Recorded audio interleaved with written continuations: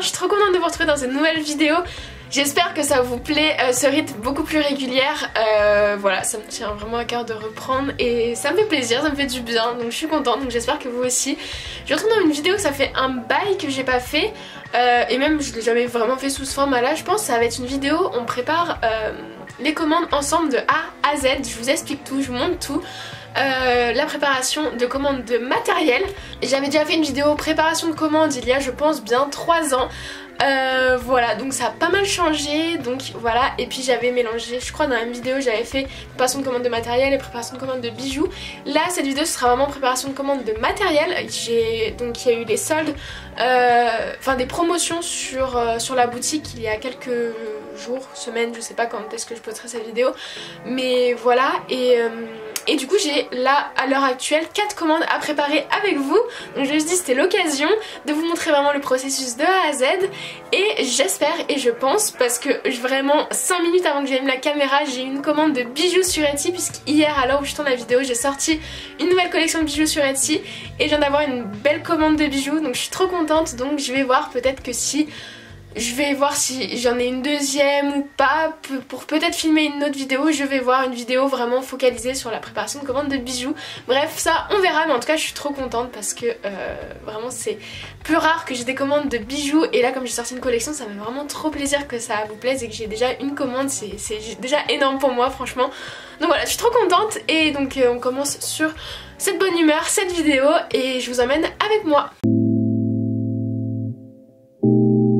Donc la première étape que je fais tout le temps, c'est que là du coup j'ai les 4 commandes à préparer, je me lance dans la préparation. Du coup je vais imprimer les 4 bons de commande enfin je vais imprimer les bons de commande, comme ça je peux après les mettre sur ma table, préparer les petits paniers avec des petites choses etc.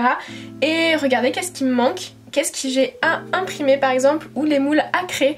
Donc c'est parti.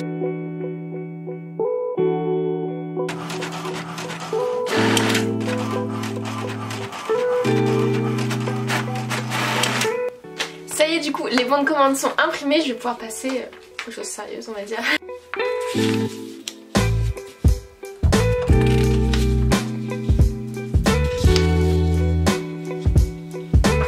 Je vais mettre du coup sur pour chaque commande une carte de visite ainsi qu'un petit mot de remerciement avec le petit code promo qui offre en fait 10% de remise après votre première, même plusieurs commandes en fait, pour que vous ayez 10% de remise dès que vous passez une commande après. Et pour les commandes où il y a des emporte-pièces, j'ai créé des petits flyers avec des petits conseils d'instruction pour utiliser les emporte-pièces. Je trouvais que ça rajoutait quand même quelque chose et que c'était utile, parce que c'était des conseils que je tenais vraiment à partager, parce que avec mon expérience, puisque j'utilise mes emporte-pièces, je vois qu'est-ce qui est le mieux. Du coup comme ça je vous partage un petit peu mes conseils pour que vous puissiez avoir une utilisation vraiment optimale. Du coup voilà comment ils se présentent ces petits flyers. Là c'est les grands, mais finalement après j'en fais des plus petits parce que je pense que c'est pas la peine d'utiliser autant de papier pour ça quand même. Mais du coup j'avais quand même fait ces 4 grands, donc bien sûr je vais les utiliser. Et du coup je les mets pour chaque commande où il y a des emporte-pièces. Il y en a... Là c'est que des moules donc pas besoin. Là il y a des emporte-pièces. Et là il y a des emporte-pièces. Voilà. Maintenant du coup je charge la petite boîte avec en fait tous les emporte-pièces déjà imprimés et checkés. Donc je sais qu'ils sont de bonne qualité, que c'est ceux que je peux mettre en commande. Et du coup je regarde s'il y en a qui vont dans les commandes. Et j'ai toujours mon PC à côté parce que c'est plus simple pour voir quand même que... Je vois les images, je vois directement qu'est-ce que c'est. Là je vois du coup, je vais faire commande par commande dans l'ordre que je les ai mises. Du coup première commande, il y a le mini emporte-pièce papillon. Donc ça j'en avais imprimé d'avance, donc ça c'est cool. Il y en a un emporte-pièce en pointe, donc ça c'est les petits. Donc c'est les petites tailles. Et voilà, niveau emporte-pièce pour celle-là, après c'est des moules.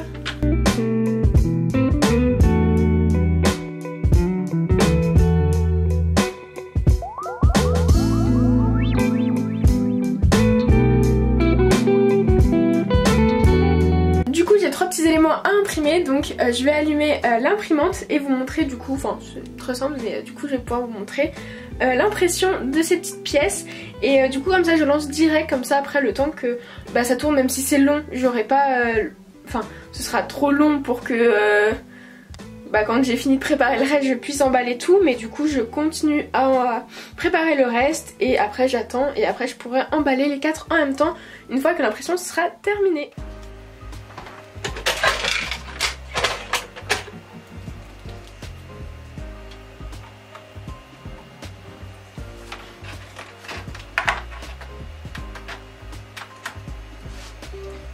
Tac, du coup je branche en filaire, c'est comme ça que je fais tout le temps maintenant, mais je vais essayer de me racheter une carte SD du coup qui marche pour parce que du coup le problème que j'avais depuis le début c'était que la carte SD qui était fournie avec l'imprimante était pas fiable tout simplement, donc c'est ça qui faisait tout bugger et du coup des mauvaises impressions. Du coup une fois que je suis passée en filaire tout était mieux et du coup l'impression est nickel, mais du coup c'est un peu embêtant parce que je suis obligée de rester branchée avec mon PC pendant une impression. Du coup c'est un peu chiant, des fois je vais aller faire un truc dans le salon avec mon PC et tout, enfin je suis obligée de rester là.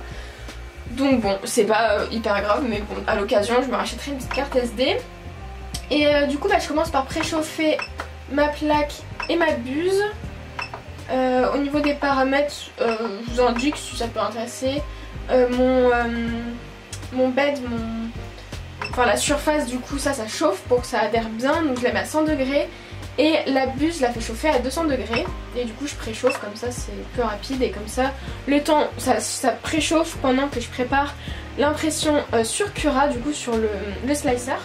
Du coup j'ai ouvert mon slicer, donc en gros le slicer c'est ce qui fait le lien entre le modèle que j'ai modélisé sur un logiciel de modélisation, voilà, et ce qui fait le lien entre ça et l'imprimante 3D. Donc du coup j'importe mes fichiers qui sont dans un certain format. Moi c'est en STL si je me trompe pas. Ok, du coup là j'ouvre ces trois là. Tac. Donc là c'est les trois que je dois imprimer. Je les sépare. Comme ça je les positionne bien sur le plateau comme je veux. Je les mets pas trop loin parce que ça sert à rien qu'ils soient à 10 km, ça prendrait juste plus de temps de les imprimer. Mais c'est pas non plus trop près pour pas qu'ils se touchent. Et voilà. Du coup ils sont bien placés. Je vérifie, j'ai mon petit carnet. Je vérifie toujours, j'ai mon petit carnet en fait où je marque les pourcentages. C'est-à-dire des fois la taille sur le modéliseur, je vois. Maintenant de moins en moins parce que du coup comme je commence à prendre en main le modéliseur, enfin le logiciel de modélisation, j'arrive à mieux me rendre compte de la taille. Du coup généralement j'ai plus trop de réglages à faire sur le slicer pour par exemple agrandir ma pièce ou la rétrécir. Mais des fois j'ai toujours par exemple pour des variations, c'est le même modèle, puis il va être imprimé en 100%, 90% ou en 120% si je le veux plus grand. Mais du coup là pour celle-ci normalement c'est en 100%, mais je vérifie toujours pour être sûre. Ouais c'est du 100% donc tac. Et du coup là ça me permet de découper et du coup en gros je saurais pas vous donner de détails mais juste ça prend bien en compte, ça découpe, en gros ça comment dire, ça transmet les informations de comment imprimer le modèle. Du coup là j'ai une visualisation, je peux voir si mon modèle est bien imprimé en fonction de comment c'est rempli et tout, je peux voir si tout est bien rempli. Du coup c'est la modélisation est correcte et voilà. Donc là ça me paraît bien, donc il y a 1h20 d'impression, donc je lance. Et c'est parti, il n'y a plus qu'à attendre maintenant, ça va imprimer tout seul.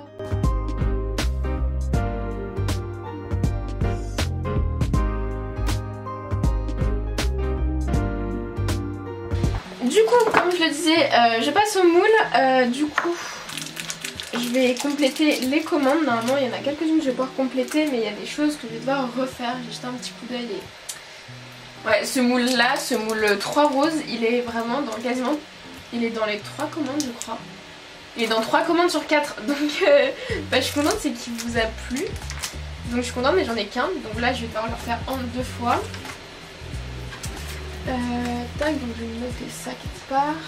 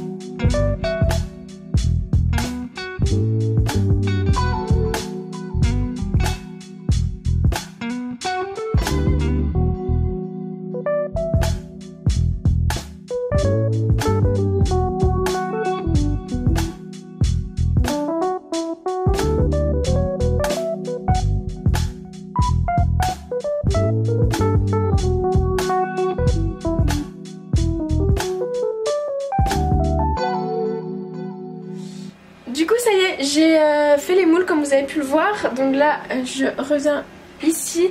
Je vais pouvoir compléter du coup les commandes avec les moules que j'ai fait, plus du coup le reste des produits, donc qui ne sont ni des moules ni des emporte-pièces, puisqu'il y en a un petit peu. Donc voilà, je vais faire ça et après on pourra passer à l'emballage, enfin au petit paquet cadeau, parce qu'à chaque fois je mets un petit cadeau pour les commandes au-delà de 5 € et là elles sont toutes supérieures à 5 €. Donc je mets un petit cadeau que j'essaye de faire quand même en lien avec la commande qui a été faite et en fonction de ce que je peux mettre en cadeau. Et après on pourra emballer du coup.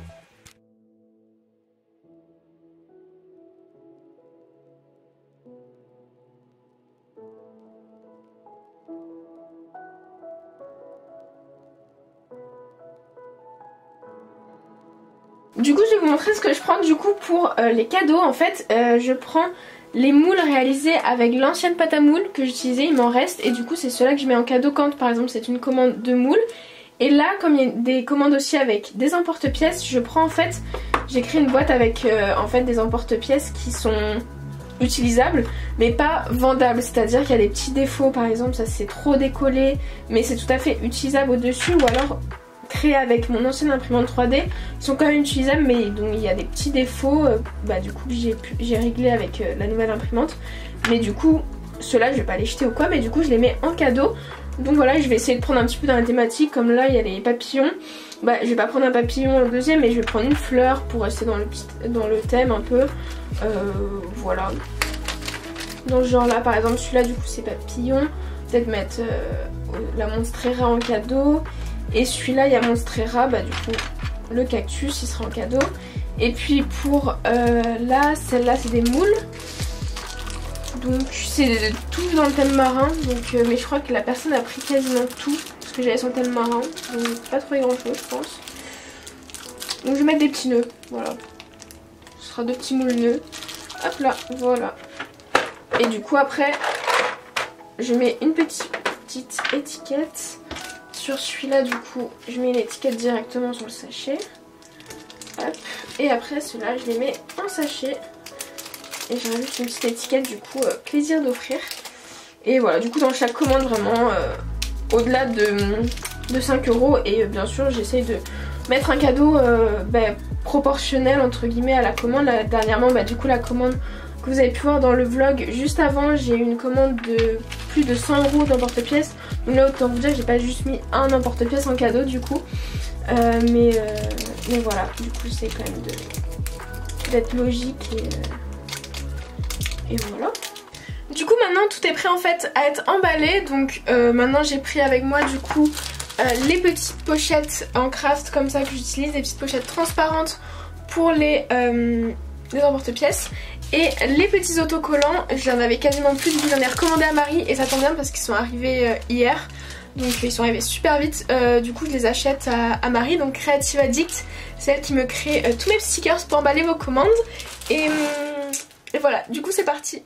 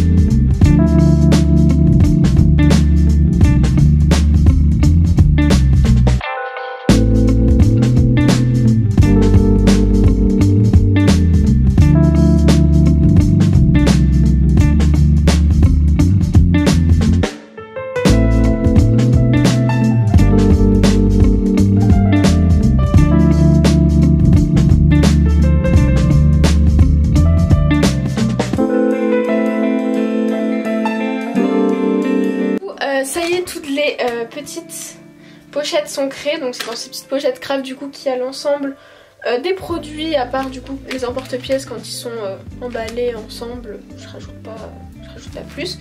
Et du coup maintenant on va passer à l'emballage dans les pochettes bulles. Donc je vais ouvrir un nouveau paquet. Et du coup je vais juste venir noter les adresses sur les enveloppes et après mettre le tout dedans. Je vais pas vous filmer le moment où j'écris les adresses pour pas qu'on les voit, mais je vous montrerai après quand je mettrai les commandes dedans. Du coup ça y est, on arrive à l'étape finale. Je mets tout dans les enveloppes, je ferme, je mets une petite étiquette, un petit masking tape, du scotch et ma petite étiquette adresse pour éviter que ça se perde.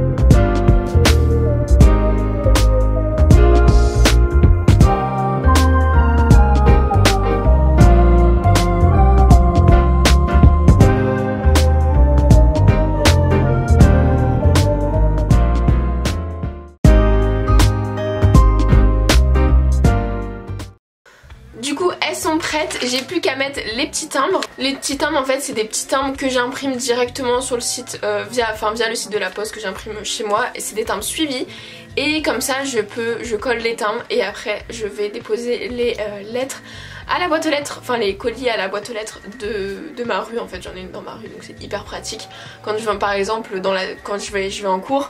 Le soir je prépare une commande, le lendemain matin en partant en cours je la dépose et comme il est tôt c'est avant la levée donc c'est trop pratique pour ça.